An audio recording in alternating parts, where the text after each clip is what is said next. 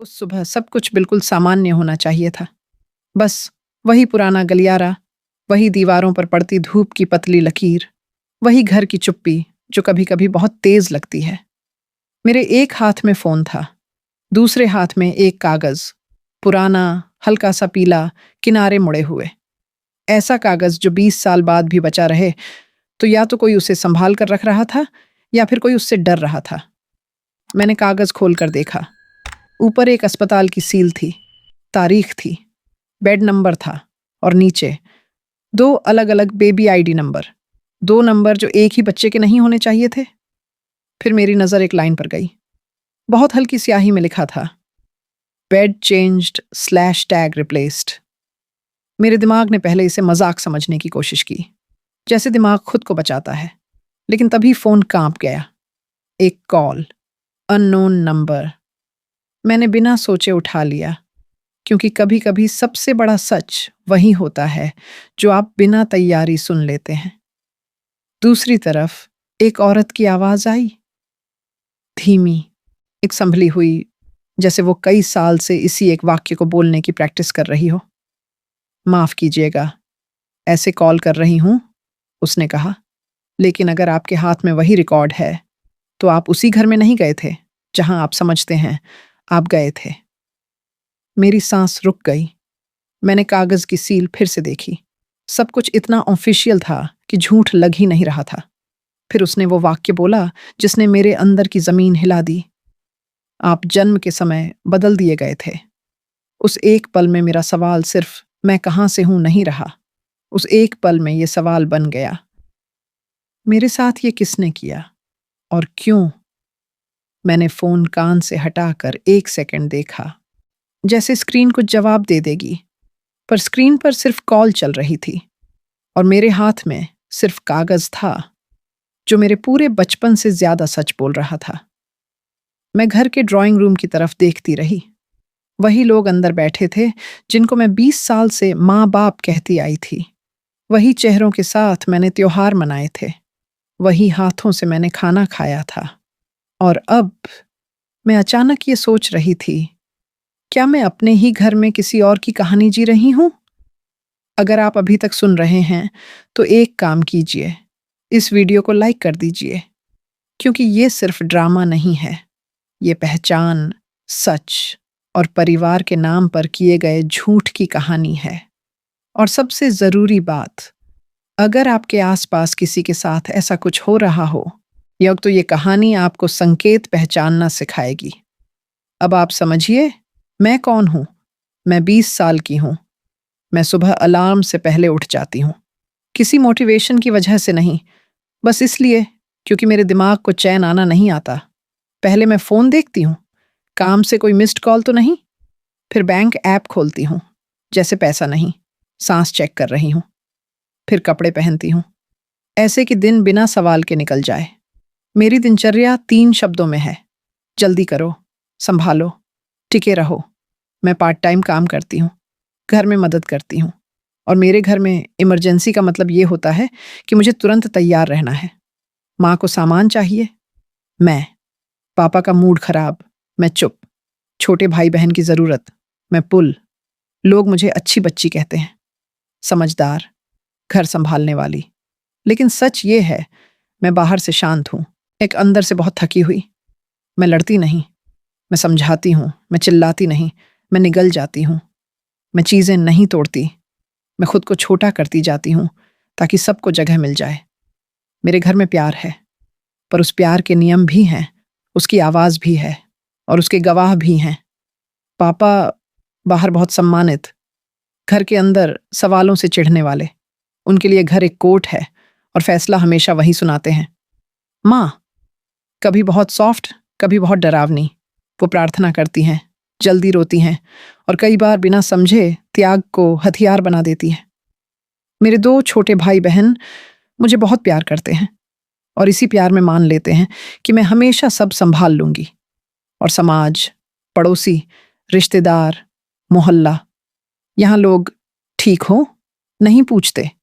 यहाँ लोग पूछते हैं, सब ठीक चल रहा है ना? घर में कोई बात तो नहीं? और इसी घर में एक छोटा सा वाक्य सालों से चलता आया है, इतना छोटा कि मैंने कभी शक नहीं किया। जब भी माँ डर जाती हैं या गुस्से में होती हैं, वो मेरी कलाई पकड़कर कहती हैं, भगवान का शुक्र है हम तुम्हें घर ले आए। पहले मुझे लगता था ये प्यार है। अब उसी वाक्य में मुझे मालिकाना सुनाई देता है, जैसे मैं कोई चीज हूं जिसे लाया गया। और अब उस अस्पताल के कागज के बाद जो वही लाइन मेरे दिमाग में हथौड़े की तरह बज रही थी। मैंने खुद से कहा, शांत रहो, शायद ये गलत फहमी है, शायद कोई पुराना रिकॉर्ड गड़बड़ है, शायद ये किसी और का कागज है। लेकिन सच ऐसे ही नहीं मानता।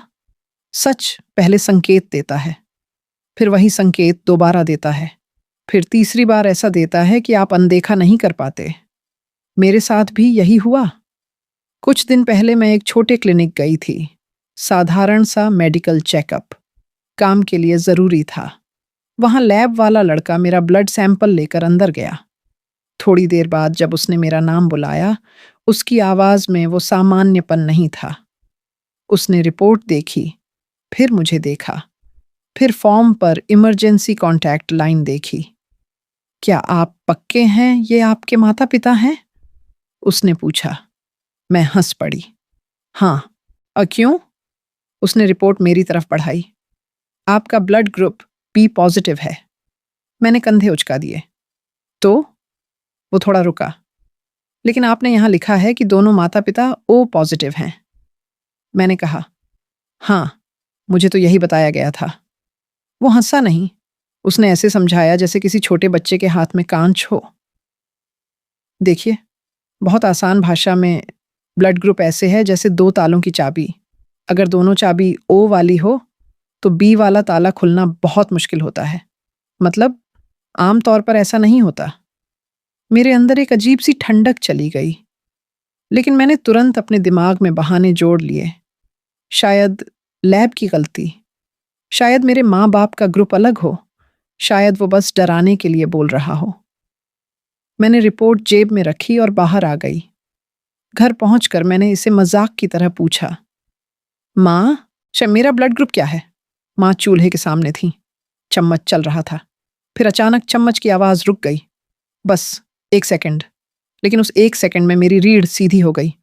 माँ ने बिना मुड़े कहा, ओ, ओ है। बहुत जल्दी, बहुत पक्का, बहुत तैयार जवाब। मैंने भी तैयार अभिनय किया। अच्छा, कहकर रह गई। लेकिन रात को नींद नहीं आई, क्योंकि मुझे वो 1 सेकंड याद आता रहा जब चम्मच रुका था, जैसे सच ने उनके हाथ पकड़ लिए हों। अगले दिन मैंने दूसरी जगह टेस्ट कराया, फिर तीसरी जगह, हर बार वही, बी पॉजिटिव। अब ये संयोग नहीं रहा, ये पैटर्न बन गया। और जब मैंने पापा से पूछा तो उन्होंने समझाने की कोशिश नहीं की। उन्होंने सवाल को ही गलत ठहरा दिया। ऐसे बेकार सवाल क्यों पूछती हो? उनकी आवाज में चिढ़ थी, जिज्ञासा नहीं। क्या अब तुम डॉक्टर बन रही हो? मैंने बस इतना कहा, सिर्फ जानना चाहती हूं। उन्होंने बात काट दी, इस घर में फालतू चीजें मत लाओ। उस दिन मुझे समझ आया, सच सिर्फ मेडिकल नहीं है, सच मना किया गया विषय है। और जब किसी घर में कोई विषय मना हो जाए तो अक्सर वही विषय सबसे बड़ा होता है। मैंने ध्यान देना शुरू किया। पुरानी फोटो एल्बम में तारीखें मेल नहीं खा रही थीं। एक फोटो में अस्पताल की चादर अलग थी और दूसरी में अलग। मेरे स्कूल रिकॉर्ड में जन्म रजिस्ट्रेशन नंबर के पास हल्की सी कटिंग थी और मेरा टीकाकरण कार्ड कहीं रख दिया है कहकर हर बार गायब हो जाता था। मैंने खुद को समझाया, छोड़ो। लेकिन हर बार घर के अंदर कोई ना कोई छोटा सा डर दिख जाता। माँ का अचानक चुप हो जाना, पापा का फोन पर बाहर जाकर बात करना, और मेरा वो पुराना वाक्य, हम तुम्हें घर ले आए, जो अब मुझे मीठा नहीं लगता था। फिर मैंने तय किया, अब मैं अंदाजे पर नहीं रहूंगी, मैं कागज देखूंगी। क्योंकि कागज रोता नहीं, कागज गुस्सा नहीं करता, कागज सिर्फ बोलता है। शाम को मैंने बहुत हल्के अंदाज में पूछा, माँ, मेरा बर्थ सर्टिफिकेट कहाँ है? माँ की उंगलियां फिर रुकीं, बहुत हल्का सा झटका। फिर उन्होंने सामान्य बनने की कोशिश की। अलमारी में ऊपर वाली फाइल। मैं फाइल लेने कमरे की तरफ बढ़ी, तो माँ भी तुरंत मेरे पीछे आ गईं, जैसे मैं फाइल नहीं, कोई राज लेने जा रही हूं। अलमारी पर एक छोटा ताला था और चाबी माँ के कपड़ों के अंदर एक गांठ में बंधी हुई। मैंने पहली बार महसूस किया, 20 साल में मैंने कभी ये नहीं पूछा कि अलमारी पर ताला क्यों है। माँ ने फाइल निकाली और बहुत जल्दी मेरे हाथ में दे दी। इतनी जल्दी जैसे वो चाहती हो मैं बस देखूं, पढ़ूं नहीं। मैंने बर्थ सर्टिफिकेट देखा, सब ठीक लग रहा था। फिर मेरी नज़र प्लेस ऑफ बर्थ पर गई। वहां लिखा था रिवर्स साइड मैटरनिटी सेंटर। मैंने सिर उठाया। माँ, हम तो हमेशा सिटी जनरल बोलते थे। माँ ने तुरंत कहा, अरे नाम बदल जाते हैं, हॉस्पिटल का नाम बदल गया होगा। लेकिन रिवर साइड नाम बदलना नहीं था, ये दूसरी जगह थी। मैंने सर्टिफिकेट पलटा, एक नंबर टाइप था और उसी के नीचे बहुत हल्का सा, जैसे पुराने नंबर को खुरच कर नया लिखा गया हो। तभी दरवाजे पर पापा की आवाज आई, क्या कर रही हो? माँ का चेहरा कस गया। कुछ नहीं, उन्होंने जरूरत से ज्यादा तेज बोला। बस कागज देख रहे हैं? पापा ने मुझे देखा, फाइल को देखा, फिर माँ को देखा। एक ऐसा नजर जो मैं समझ नहीं पाई लेकिन महसूस कर गई। वो बिना कुछ बोले चले गए। माँ ने फाइल मेरे हाथ से खींच ली।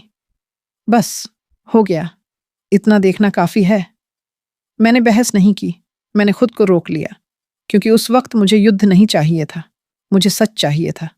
और सच अक्सर रात में मिलता है, जब घर सो जाता है और डर जागता रहता है। उस रात मैं धीरे से उठी, नंगे पैर। हवा में हल्की सी ठंड थी। मैं अलमारी के पास गई। चाबी मेरे पास नहीं थी, तो मैंने वही किया जो मैं बचपन से देखती आई थी। माँ जहां चीजें छुपाती हैं वहां ढूंढा। पुराने पर्स, मुड़े हुए दुपट्टे, प्रार्थना वाली किताब के पीछे, और मेरी उंगलियों को चाबी मिल गई। चाबी गर्म थी, जैसे किसी ने उसे बहुत बार पकड़ा हो। मैंने अलमारी खोली, फाइल सामने थी, लेकिन इस बार मेरी तलाश बर्थ सर्टिफिकेट नहीं था। मेरी तलाश वो चीज थी जिसे माँ नहीं चाहती थी कि मैं देखूं। फाइल के पीछे कोने में एक पुराना भूरा लिफाफा दबा था। उस पर अस्पताल की मुहर थी। कागज पुराना था, स्याही थोड़ी फीकी। मेरे दिल की धड़कन तेज हो गई। मैंने लिफाफा निकाला, उसे खोला। अंदर कुछ कागज थे, डिस्चार्ज समरी, वार्ड स्लिप और एक टूटा सा टीकाकरण बुकलेट। मैंने वार्ड स्लिप उठाई। ऊपर मेरी जन्म तारीख थी, लेकिन समय अलग था। और फिर मेरी नज़र मदर्स नेम पर गई। वहां माँ का नाम नहीं था, वहां किसी और का नाम था। और उसी कागज पर एक लाइन थी जो मेरी सांस चुरा ले गई। Baby release to guardian 14 days after discharge. मैंने कागज पलटा और वहां साफ लिखा था, गार्डियन मिसेस कैसिलॉस। एक अलग सरनेम, एक ऐसा सरनेम जो हमारे घर का नहीं था। मैं कुछ सेकंड बस उसे देखती रही, क्योंकि अब सवाल गलती हुई नहीं था। अब सवाल ये था, अगर मैं इस घर में पैदा नहीं हुई तो मुझे इस घर में लाया किसने था? उस लिफाफे को देखकर मुझे लगा जैसे मैं अपने ही घर में किसी और की तिजोरी खोल बैठी हूं। कागजों की गंध पुरानी थी, पर डर बिल्कुल नया था। मैंने सब कुछ वापस वैसे नहीं रखा। मैं समझ गई थी, अगर ये कागज गायब हो गए तो मेरा सच भी गायब हो जाएगा। मैंने सबसे पहले अपने फोन से हर पन्ने की फोटो ली, आगे से, पीछे से, झूम करके सील पर, बेड नंबर पर, उस लाइन पर जहां गार्डियन लिखा था। फिर मैंने पास की दुकान से 2 फोटोकॉपी कराई। एक सेट अपने बैग में, दूसरा सेट अपने कमरे में एक पुरानी किताब के बीच छुपा दिया। असली कागज वापस लिफाफे में डालकर मैंने उसे ऐसे छुपाया जैसे कोई अपराधी सबूत छुपाता है, जबकि मैं बस अपने जन्म की सच्चाई बचा रही थी। सुबह होते ही मैं माँ के सामने गई। अब मैं मजाक नहीं कर सकती थी, पर मैं लड़ाई भी नहीं चाहती थी। मैंने बहुत हल्की आवाज में कहा, माँ, ये पुराने अस्पताल के कागज तुम्हारे पास क्यों हैं? माँ ने मेरी तरफ देखा नहीं, बस इतना कहा, कौन से कागज? मैंने कहा, वही जिन पर अस्पताल की मुहर है। अब माँ ने मेरी तरफ देखा। उनकी आंखों में डर नहीं, पहले गुस्सा आया, फिर गुस्से के नीचे छुपा डर भी दिखा। तुमने अलमारी खोली? उन्होंने धीरे से पूछा, पर उनकी आवाज में दर्द नहीं था, उसमें चेतावनी थी। मैंने कहा, माँ, मेरा नाम किसी और औरत के नीचे क्यों लिखा है? और ये गार्डियन कौन है? माँ के चेहरे से रंग उतर गया। उन्होंने अपना दुपट्टा ठीक किया और जैसे कपड़े ठीक करके वो सच भी ठीक कर देंगी। ये सब पुरानी बातें हैं, उन्होंने कहा। फालतू चीजें मत खोदो, भगवान से डर। मैंने पहली बार महसूस किया, जब किसी के पास जवाब नहीं होता, वो डर और भगवान का नाम साथ में ले आता है। पापा की आवाज पीछे से आई, क्या हो रहा है? माँ तुरंत बोल पड़ी, कुछ नहीं, बस ये पढ़ाई के लिए कागज मांग रही थी। पापा ने मेरी तरफ देखा, फिर मेरी आंखों में देखा, और उनकी नजर में वो बात थी जो मुझे भीतर से ठंडा कर गई, जैसे वो पहले से जानते हों कि मैं किस तरफ जा रही हूं। आजकल तुम्हें कागजों का बहुत शौक हो गया है, उन्होंने कहा। घर में शांति रखो। मैंने उस पल समझा, अगर मैं घर के भीतर जवाब ढूंढूंगी तो मुझे सिर्फ दीवारें मिलेंगी। इसीलिए मैंने घर के बाहर जाना तय किया, उसी जगह जहां से ये कहानी शुरू हुई थी, अस्पताल। मैं सीधे रिवरसाइड मैटरनिटी सेंटर गई। मेरे हाथ में बर्थ सर्टिफिकेट की कॉपी थी और लिफाफे की फोटो मेरे फोन में थी। अंदर घुसते ही वहां का शोर मेरे सिर में घुस गया। लोग लाइन में, कोई बच्चे को गोद में लेकर, कोई दवा की पर्ची पकड़कर। ऐसे माहौल में किसी का जन्म भी सिर्फ केस नंबर बन जाता है। यही सबसे डरावनी बात थी। रिकॉर्ड रूम का दरवाजा छोटा था। अंदर एक आदमी बैठा था, सामने फाइलों का ढेर। मैंने सबसे सभ्य तरीके से कहा, सर, मुझे अपने जन्म का रिकॉर्ड चाहिए। ये मेरी तारीख है, ये नंबर है। उसने मेरी तरफ पूरा नहीं देखा, बस कागज लिया, ऊपर नीचे किया और बोला, ऐसे नहीं मिलता, एप्लीकेशन लिखो, आईडी की कॉपी और सर्च फीस। मैंने दिमाग में खुद को शांत रखा, क्योंकि ऐसे जगह पर अगर आप भावुक हो गए, लोग आपको सीरियस नहीं लेते। मैंने एप्लीकेशन लिखी, आधार की कॉपी दी, फीस जमा की, और रसीद पर जो रेफरेंस नंबर था उसे मैंने फोटो खींचकर सेव कर लिया। मैं अब सीख रही थी कि सच पाने के लिए भावनाओं से ज्यादा उस सिस्टम की भाषा काम आती है। 2 घंटे बाद वही आदमी बोला, फाइल नहीं मिल रही। मेरे पेट में कुछ गिरा, पर मैंने हार नहीं मानी। मैंने कहा, ठीक है, पूरी फाइल नहीं सही, मुझे उस तारीख का बर्थ रजिस्टर या लेबर रूम रजिस्टर का एंट्री एक्सट्रैक्ट दे दीजिए, बस वही पेज स्टैम्प करके। उसकी आंखें पहली बार उठीं, क्योंकि फाइल गुम हो सकती है, पर रजिस्टर गुम करना मुश्किल होता है। उसने थोड़ी देर सोचा, फिर बोला, ये पुराना रिकॉर्ड है, आसान नहीं है। मैंने कहा, मुझे कोशिश करनी है, मैं कोई झगड़ा नहीं चाहती, बस मुझे अपना सच चाहिए। वो अंदर गया, मुझे बाहर बैठने को कहा।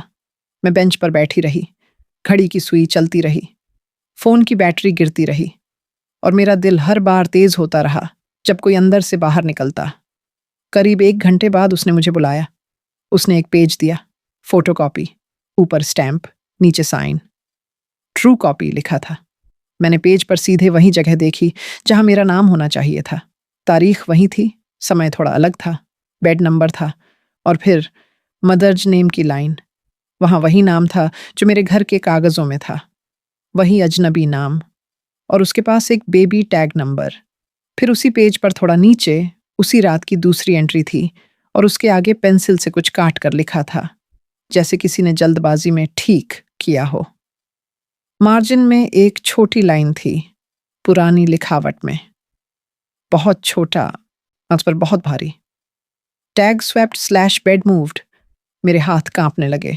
मैंने रिकॉर्ड वाले आदमी से पूछा, ये किसने लिखा? उसने कंधे उचका दिए। मैं नहीं जानता, मैं सिर्फ रिकॉर्ड दे सकता हूं। मैंने पूछा, ये साइन किसका है? उसने एक नाम की तरफ इशारा किया, नर्स सुपरवाइजर, रिटायर हो चुकी है। मैं बाहर निकली तो हवा भी अलग लग रही थी। मैं अपने ही शहर में खड़ी थी, पर अपने ही शरीर में अजनबी महसूस कर रही थी।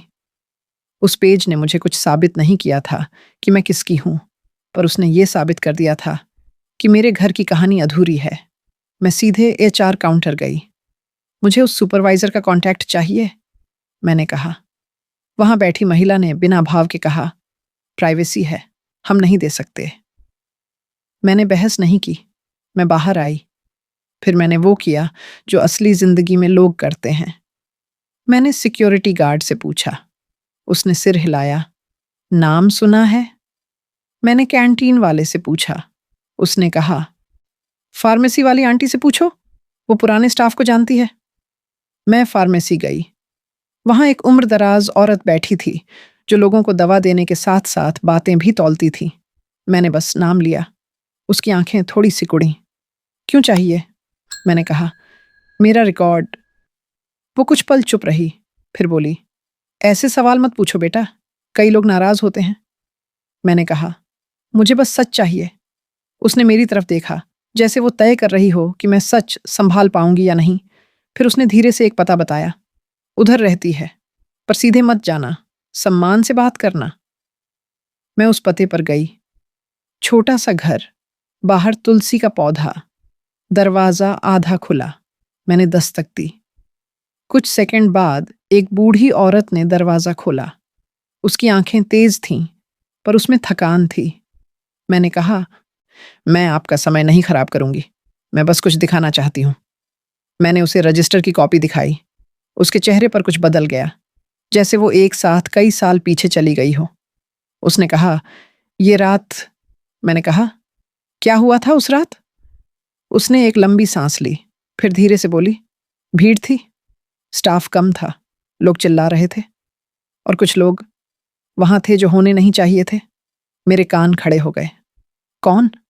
वो मुझे ऊपर से नीचे देखती रही, फिर बोली, मैं नाम नहीं लूंगी, मैं अब बूढ़ी हूं, मुझे शांति चाहिए।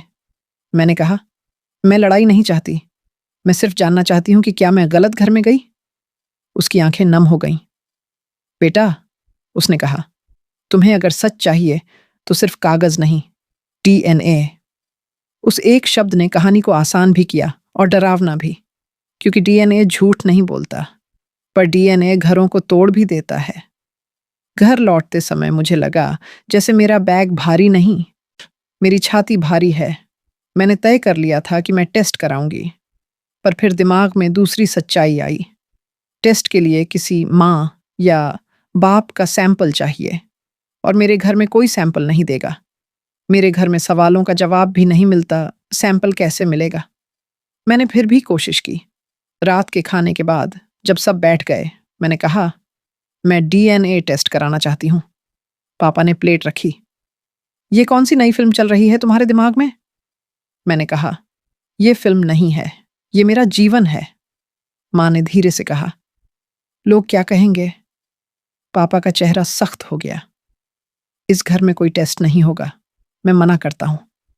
ये मना करना सिर्फ शब्द नहीं था, ये आदेश था, जैसे मेरा शरीर भी उनका नियम हो। मैंने पहली बार आवाज ऊंची नहीं की, पर शब्द काट कर बोले, आप मना करके सच नहीं बदल सकते। पापा ने कहा, तुम्हें जो करना है करो, वाह, पर घर की इज्जत मत गिराना। माँ रोने लगी। मैंने तुम्हें पाला है, अब तुम मुझे मार दोगी? ये वही गिल्ट था जो बचपन से मेरा गला दबाता आया था, पर अब मेरे हाथ में रजिस्टर की कॉपी थी। अब मेरे पास डर से बड़ा सवाल था।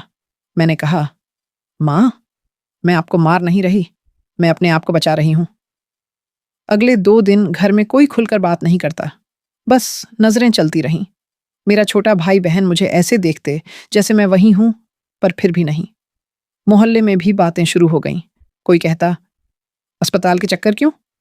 कोई कहता, घर में कुछ चल रहा है। और फिर तीसरे दिन हमारे गेट पर पापा के कजिन आ गए, वही जिनकी आवाज हमेशा सलाह की तरह लगती है और धमकी भी। उन्होंने मुस्कुराकर पूछा, कहाँ जा रही हो? मैंने कहा, काम है।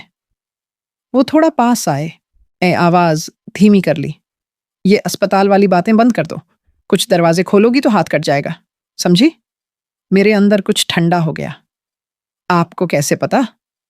उन्होंने सीधे जवाब नहीं दिया, बस बोले, हम तुम्हारे भले के लिए कह रहे हैं, अगर कुछ करना है तो हमारे थ्रू करना, सीधे मत जाना।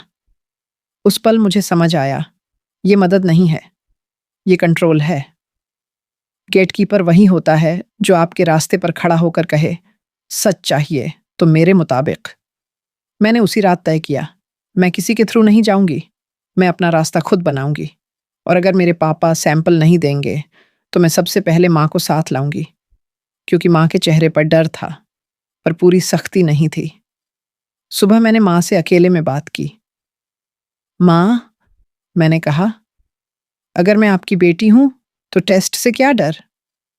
माँ बहुत देर चुप रही, फिर बोली, तुम्हारे पापा टूट जाएंगे। मैंने कहा, और मैं क्या बनूं? और रोज टूटते रहूं? माँ की आंखों में पहली बार माफी जैसी चीज आई। वो धीरे से बोली, ठीक है, पर किसी को बताना मत। उस दिन हम लैब गए। वहां कोई ड्रामा नहीं था, बस फॉर्म थे, आईडी थी, सील पैकेट था। टेक्नीशियन ने हमें समझाया कि सैंपल कैसे लिया जाएगा, कैसे सील होगा, कैसे रिपोर्ट आएगी। उसने बहुत सरल शब्दों में कहा, यह सिस्टम इसलिए है ताकि कोई बाद में बोले नहीं कि सैंपल बदला गया। मैंने सोचा, काश मेरे जन्म के दिन भी ऐसा सिस्टम सख्ती से चला होता। सैंपल देने के बाद हमें एक रसीद मिली और तारीख 7 वर्किंग डेज। उसने कहा, 7 दिन सुनने में छोटा है, जीने में बहुत लंबा। इन 7 दिनों में घर की दीवारें भी मुझे देखती रहीं। पापा देर से आने लगे, फोन पर बाहर बात करने लगे।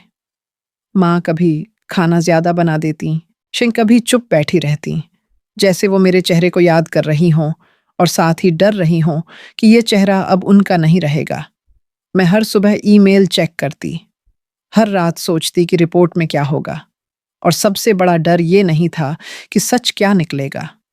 सबसे बड़ा डर ये था कि सच निकलने के बाद मैं किसके साथ बैठकर खुद को समझाऊंगी। 7वें दिन दोपहर में फोन पर एक मेल आया। सब्जेक्ट लाइन बहुत साधारण थी, टेस्ट रिजल्ट अवेलेबल। मेरे हाथ ठंडे पड़ गए। मैंने पीडीएफ डाउनलोड किया। कुछ सेकंड तक स्क्रीन बस घूमती रही, जैसे मेरा जीवन भी लोड हो रहा हो। फाइल खुली, ऊपर लैब का नाम, नीचे कुछ नंबर, फिर एक बोल्ड लाइन। मैंने पढ़ा और मेरे अंदर कुछ टूट गया। Probability of maternity 0.00%, excluded. मेरी आंखें उसी लाइन पर अटक गईं। एक्सक्लूडेड मतलब माँ नहीं। और उसी पल मुझे ये भी समझ आ गया कि इस रिपोर्ट के अगले हिस्से में वो नाम लिखा होगा जिसे सुनते ही मेरा घर सच में 2 हिस्सों में बंट जाएगा। मैं उस रिपोर्ट को बार बार पढ़ती रही, जैसे पढ़ने से शब्द बदल जाएंगे, पर शब्द नहीं बदले। मेरे हाथ में जो फोन था वो अचानक भारी लगने लगा। माँ मेरे सामने बैठी थीं। उनकी आंखें मेरी आंखों में नहीं थीं। वो फर्श को देख रही थीं, जैसे फर्श पर कोई जवाब लिखा हो। मैंने बहुत धीमी आवाज में पूछा, माँ, ये क्या है? माँ का गला सूख गया। उन्होंने होंठ खोले, फिर बंद कर लिए। कुछ सेकंड बाद बस इतना बोली, घर चलो। हम दोनों रास्ते भर चुप रहीं। ऑटो की आवाज थी, ट्रैफिक का शोर था, पर मेरे अंदर एक खालीपन था। ऐसा खालीपन जो किसी चीज से नहीं भरता, क्योंकि वो खालीपन मेरी पहचान का था। घर के बाहर पापा पहले से बैठे थे, जैसे उन्हें पता था कि आज हवा का रंग बदलने वाला है। उन्होंने हमें आते देखा, फिर मेरी तरफ ऐसे देखा जैसे मैं कोई शिकायत लेकर आई हूं और कोई बेटी नहीं। मैंने अंदर कदम रखा और सीधे वही कागज मेज पर रख दिया। माँ ने अपना पल्लू ठीक किया और रसोई की तरफ बढ़ गईं, जैसे वो भागकर किसी सामान्य काम में छिप जाना चाहती हों। पापा ने रिपोर्ट उठाई, ऊपर नीचे देखा, फिर मेरे चेहरे पर देखा। उनकी आंखों में पहले गुस्सा आया, फिर 1 सेकंड के लिए डर भी झलका, बहुत हल्का, पर मैं पकड़ गई। उन्होंने कहा, यह सब बकवास है। मैंने कहा, यह लैब की रिपोर्ट है, बकवास नहीं। उन्होंने आवाज खड़ी की, तुमने अपनी माँ को वहां घसीटा? तुम्हें शर्म नहीं आई? मैंने उस पल पहली बार साफ महसूस किया, पापा सच से नहीं लड़ रहे, वो कंट्रोल खोने से लड़ रहे हैं। मैंने रिपोर्ट की तरफ इशारा किया। इसमें लिखा है मैटरनिटी एक्सक्लूडेड, मतलब माँ मेरी बायोलॉजिकल माँ नहीं है। पापा ने कागज मेज पर पटक दिया। तो माँ ने पाला है ना, वही सब कुछ है। ये वाक्य सुनकर मेरी आंखों में पानी आया, पर मैं रोई नहीं, क्योंकि आज अगर मैं रोती और तो ये लोग इसे ड्रामा बना देते। मैंने कहा, पाला है, इसलिए मैं डिसरिस्पेक्ट नहीं कर रही। मैं बस जानना चाहती हूँ, मेरे साथ हुआ क्या? पापा ने वही पुराना हथियार निकाला। घर की इज्जत।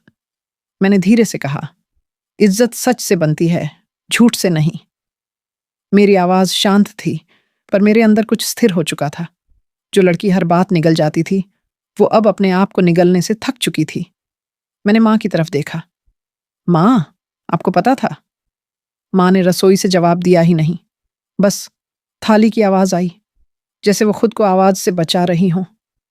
उस दिन मुझे समझ आ गया, मैं ये लड़ाई घर के अंदर नहीं जीत सकती, क्योंकि यहाँ सच का मतलब परिवार के खिलाफ माना जाता है। मुझे घर के बाहर अपना सच ढूंढना होगा और फिर अपने तरीके से घर में वापस लाना होगा। मैं अपने कमरे में गई, पुराने लिफाफे की फोटो खोली, उस अजनबी नाम को फिर देखा, उस गार्डियन वाले सरनेम को फिर देखा और एक निर्णय लिया। आज मैं किसी के थ्रू नहीं जाऊंगी, न पापा के कज़न के थ्रू, न रिश्तेदारों के थ्रू।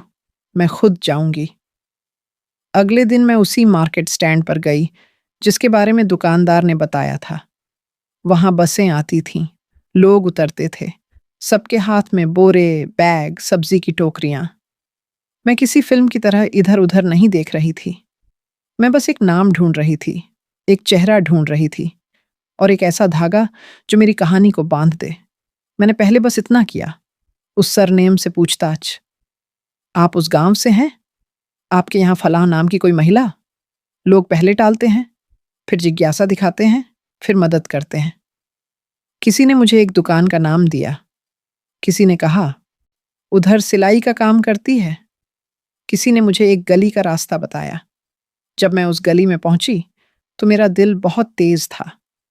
गली के अंदर एक छोटा सा घर, बाहर एक पुरानी कुर्सी और दरवाजे पर एक महिला, उम्र वही जो मेरी माँ की उम्र के आसपास लग रही थी, मगर चेहरा अलग तरह की थकान लिए था। उसके चेहरे पर न गहने की चमक थी, न आत्मविश्वास का शोर, बस आंखों में एक पुरानी चोट थी। मैंने नाम लिया। उसका चेहरा एकदम बदल गया, जैसे नाम नहीं, कोई बंद दरवाजा खुल गया हो।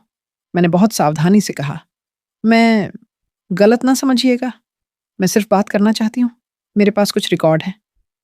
उसने मुझे अंदर बैठाया, पर उसकी उंगलियां कांप रही थीं। उसके पति भी आ गए, चुप, कठोर नहीं, बस टूटे हुए। दोनों ने मुझे ऊपर से नीचे देखा। वही ऑकवर्ड सन्नाटा आया जो किसी भी इंसान को गलत लगता है, क्योंकि ये सन्नाटा प्यार का नहीं था, कि यह पहचान का था। मैंने उनसे कोई बड़ा सवाल नहीं पूछा, मैंने सीधे रिपोर्ट निकाल दी। मैंने कहा, मैं अपनी पहचान जानना चाहती हूँ, क्या आप? महिला ने रिपोर्ट की बोल्ड लाइन पढ़ी, फिर उसके चेहरे से रंग उतर गया। उसने अपना हाथ मुंह पर रख लिया, आंखें भर आईं, पर वो रोई नहीं, जैसे वो रोना भी बचाकर रखा हो, कहीं ये भी कोई गलती ना हो जाए। उसके पति ने रिपोर्ट धीरे धीरे पढ़ी, फिर दोबारा पढ़ी और फिर बहुत धीमे कहा, तो वो बच्ची। महिला ने मेरी तरफ देखा, उसकी आंखें मेरे चेहरे पर टिक गईं। उसने वही बात कही जो मेरे अंदर कहीं पहले से बैठी थी, पर सुनना फिर भी चाकू जैसा था। हमें बताया गया था, बच्ची नहीं बची। मेरे शरीर में झंझनाहट हो गई। किसने बताया? उसने कहा, हॉस्पिटल में एक सुपरवाइजर थी और एक आदमी आया था। वो स्टाफ नहीं था, पर ऐसा बोल रहा था जैसे सब उसके मुताबिक चले। उसने आगे कुछ कागज निकाले, पुराने, मुड़े हुए, संभाल कर रखे हुए। एक डिस्चार्ज जैसा पर्चा, एक रसीद और एक छोटा सा टैग नंबर लिखा हुआ। ये कागज उसकी सांस की तरह थे, पुराने पर जिंदा। उसने कहा, हमने बहुत कहा था, बच्ची दिखा दो। उन्होंने कहा, देख कर क्या करोगे, हालत खराब थी। फिर बोले, घर जाओ, भगवान की मर्जी। उसके पति ने आगे कहा, कुछ हफ्तों बाद एक आदमी आया, पैसे रखकर बोला, समझदारी इसी में है कि आप चुप रहो। मैंने अपने होंठ दबा लिए, क्योंकि अब कहानी में केओस के साथ साथ डील भी थी। अब ये सिर्फ गलती नहीं थी, अब ये तय किया गया था। मैंने उनसे पूछा, आप लोगों ने ढूंढा नहीं? महिला की आंखें भीग गईं। ढूंढा? कई साल ढूंढा, पर हमें हर जगह यही कहा गया, मत खोदो। एक बार तो हमें धमकी भी मिली। उस पल मुझे वो अननोन मैसेज याद आया, स्टॉप सर्चिंग, और पापा के कज़न की लाइन, सीधे मत जाना। मेरे पेट में ठंड फैल गई। कहानी के सारे हिस्से एक दूसरे से जुड़ने लगे। मैंने बहुत शांत आवाज में कहा, मेरे घर में भी एक आदमी है जो मुझे रोक रहा है, और उसी का सरनेम गार्डियन वाले कागज में है। महिला ने एकदम सिर उठाकर मेरी तरफ देखा। उसके चेहरे पर डर वापस आया। वही आदमी, वही सरनेम? उसने जैसे खुद से पूछा। फिर उसने अपने पति की तरफ देखा। दोनों की आंखों में वही पुरानी याद जाग गई, और उसी के साथ नई घबराहट भी। उस पति ने धीरे से कहा, अगर वो वही हैं तो तुम सावधान रहो। कुछ लोग सच को अपना दुश्मन मानते हैं। मैंने उनकी बात सुनी, पर मेरा निर्णय बदल नहीं सकता था, क्योंकि अगर मैं डरकर पीछे हट जाती तो मेरी पूरी जिंदगी किसी और के फैसले पर चलती रहती। मैंने उन्हें कहा, मैं आपको अभी माँ पापा कहकर परेशान नहीं करूंगी। मैं बस चाहती हूं कि हम धीरे धीरे एक दूसरे को जानें, और मैं ये भी चाहती हूं कि जो हुआ वो वहीं खत्म न हो। वो महिला पहली बार थोड़ा रोई। उसने कहा, कि हम बदला नहीं चाहते, हम बस चाहते हैं कि झूठ दोबारा किसी और के साथ न हो। यही कहानी का एड्यूटेनमेंट वाला सच आया, जो मैंने पहली बार समझा। कागज और सिस्टम क्यों जरूरी हैं? क्योंकि अगर रिकॉर्ड ठीक ना हो तो कोई भी आपकी पहचान छीन सकता है, और अगर लोग चुप रहें तो वही गलती बार बार होती रहेगी। मैंने घर लौटकर एक काम किया, बहुत व्यावहारिक। मैंने अपने सारे सबूत एक फोल्डर में व्यवस्थित किए। DNA report, register extract, ward slip की फोटो, रसीदें, तारीखें। क्योंकि भावनाएं अदालत में नहीं चलती, टाइमलाइन चलती है। ये बात मुझे दर्द से सीखनी पड़ी। मैंने उसी शाम पापा के कज़न को फ़ोन किया। मैंने उससे लड़ाई नहीं की, मैंने सिर्फ एक सवाल पूछा, गार्डियन वाले कागज में आपका सरनेम क्यों है? उसने पहले हंसने की कोशिश की। ये सब गलत फहमी है, मैंने कहा। मेरे पास सर्टिफाइड एक्सट्रैक्ट है, और विटनेस भी है कि उस रात कुछ लोग वहां थे जो होने नहीं चाहिए थे। उसकी आवाज़ एकदम बदल गई। तुम बहुत आगे जा रही हो, मैंने कहा। मैं पीछे नहीं जाऊंगी, उसने गुस्से में बोला। परिवार की इज्जत, मैंने काट कर कहा। मेरी पहचान परिवार की इज्जत से बड़ी है। फोन कट गया, लेकिन उसका डर मेरे लिए एक और सबूत बन गया, क्योंकि निर्दोष लोग सवालों से नहीं घबराते। अब असली टकराव पापा से था। मैंने पापा के सामने बैठकर बहुत साफ कहा, मुझे सच पता है, और मैं आपको एक मौका दे रही हूं। आप खुद बताइए, या मैं अपने तरीके से आगे जाऊं। पापा ने मुझे देखा। लंबे समय बाद उनकी आंखों में वही कठोरता नहीं थी, वहां थकान थी, और कहीं कहीं डर भी। उन्होंने कहा, तुम्हें क्या चाहिए? मैंने कहा, सिर्फ सच, और ये कि आप लोग मुझे रोकना बंद करें। माँ पीछे से आईं। उनके हाथ में पानी का गिलास था। उन्होंने मेरा गिलास रखा और पहली बार बिना घुमा फिरा कर कहा, हमें डर था। मैंने कहा, डर था तो सच क्यों नहीं कहा? माँ रोने लगी। उस दिन बहुत दबाव था, घर में बातें थीं, और फिर वो आदमी, तुम्हारे पापा के कज़न। उसने कहा, समझदारी इसी में है। पापा ने माँ को घूरा, जैसे उन्हें बोलने से मना कर रहे हों। फिर भी माँ रुक नहीं पाई। शायद उनके अंदर भी कोई बोझ टूट रहा था। माँ ने कहा, हमने सोचा हम तुम्हें प्यार देंगे तो सब ठीक हो जाएगा, पर झूठ झूठ रोज बड़ा होता गया। मैंने पापा से पूछा, क्या आप जानते थे कि मेरे असली माता पिता को बताया गया कि मैं... मेरी आवाज कांप गई, पर मैंने वाक्य पूरा किया, कि मैं बची नहीं। पापा ने कुछ सेकंड चुप रहकर कहा, मैंने नहीं कहा, पर मैंने सवाल भी नहीं किया। उस जवाब में एक तरह की कायर सच्चाई थी। यही चेन ऑफ वीक चॉइसेस था। किसी ने सीधे हत्या जैसी बात नहीं की, पर किसी ने रोक भी नहीं लगाया, और उसी चुप्पी में एक जिंदगी बदल गई। उस रात मैंने अपना फैसला सुना दिया, बिना नाटक के। मैं किसी एक परिवार को चुनने नहीं जा रहा। मैं बाउंड्रीज चुन रही हूं। मैंने पापा से कहा, आपने पाला है, मैं उसका सम्मान करता हूं, पर आप मुझे कंट्रोल नहीं करेंगे। मैं अपने बायोलॉजिकल माता पिता से मिलूंगी / मिलूंगा, उनसे रिश्ता बनाऊंगी / बनाऊंगा, और आप मुझे धमकाएंगे तो मैं घर छोड़ दूंगी / दूंगा। माँ की आंखों में डर था, पर इस बार वो डर मुझे रोकने के लिए नहीं था, वो डर अपनी गलती के परिणाम का था। मैंने आगे कहा, मैं ये बात मोहल्ले में ढोल नहीं बजाऊंगा, पर अगर कोई मुझसे सीधे पूछेगा, मैं झूठ नहीं बोलूंगा। और सबसे जरूरी बात, मैं अपने कागज ठीक कराऊंगी / कराऊंगा। मैं अपने नाम के साथ सच जोड़ूंगी / जोड़ूंगा।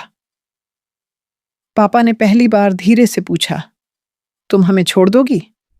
मैंने कहा, मैं आपको छोड़ नहीं रहा, मैं झूठ छोड़ रहा हूं। कुछ दिनों में असर दिखने लगा। रिश्तेदारों की आवाज बदल गई। जो लोग पहले इज्जत की बातें करते थे, वो अब दूरी बनाने लगे। पापा के कज़न ने 2 बार फोन किया। दोनों बार मैंने कहा, अब आपके थ्रू कुछ नहीं होगा। माँ रात में देर तक जागने लगी। शायद पहली बार उन्हें एहसास हुआ कि भगवान से डरना आसान है, पर अपनी कॉन्शियस से डरना मुश्किल। मैंने बायोलॉजिकल माता पिता को भी साफ कहा, मैं आप लोगों की जिंदगी में तूफान बनकर नहीं आऊंगी / आऊंगा। मैं धीरे धीरे आऊंगी / आऊंगा, और मैं आपके सम्मान के साथ रहूंगी / रहूंगा। वो महिला, मेरी बायोलॉजिकल माँ, ने एक दिन पहली बार मेरा हाथ पकड़ा। उसने वही लाइन नहीं कही जो मेरी रेज्ड माँ कहा करती थी। उसने बस इतना कहा, तुम्हें तुम्हारा सच मिलना चाहिए था। और उस एक वाक्य में न ओनरशिप था, न सौदा, सिर्फ हक था। अंत में मेरे लिए क्लोजर ये नहीं था कि मैं किस घर में रहूंगी / रहूंगा। क्लोजर ये था कि अब मेरे बारे में फैसले लोग मेरे बिना नहीं करेंगे। मैंने रेज्ड माँ से भी आखिरी बार एक बात कही, माँ, मैं आपसे नफरत नहीं करती / करता, पर मैं उस झूठ को माफ नहीं कर सकती / सकता जो आपने मेरे लिए नॉर्मल बना दिया। माँ ने रोते हुए कहा, मुझे माफ कर दो। मैंने कहा, माफी तभी काम करेगी जब सच के साथ चलेगी। आप सच के साथ चलेंगी तो मैं भी चलूंगी। और पापा से मैंने बस इतना कहा, आपकी इज्जत मेरे सच से नहीं टूटेगी, आपकी इज्जत आपके झूठ से टूटती। उस रात पहली बार मुझे नींद आई, पूरी नहीं पर थोड़ी, क्योंकि मेरे अंदर जो लड़ाई थी वो दिशा में बदल गई थी। अब मैं कौन हूं नहीं पूछ रहा था। अब मैं कह रहा था, मैं हूं और मुझे मेरा हक चाहिए। इस कहानी का सबक बहुत सीधा है, पर बहुत भारी भी। पहचान कोई उपहार नहीं है जो कोई आपको दे। पहचान आपका अधिकार है। सच कभी कभी दर्द देता है, पर झूठ धीरे धीरे इंसान को अंदर से खोखला कर देता है। जवाबदेही बदला नहीं है, ये भरोसे की कीमत है। और करुणा का मतलब ये नहीं कि गलत काम को ढक दिया जाए। करुणा का मतलब ये है कि लोग दोबारा वही गलत काम ना करें। अगर आप यहाँ तक आए हैं तो एक छोटा सा काम कीजिए, इस वीडियो को लाइक कर दीजिए, चैनल को सब्सक्राइब कर दीजिए और कमेंट में बताइए, अगर आप मेरी जगह होते तो सबसे पहला बाउंड्री आप क्या रखते।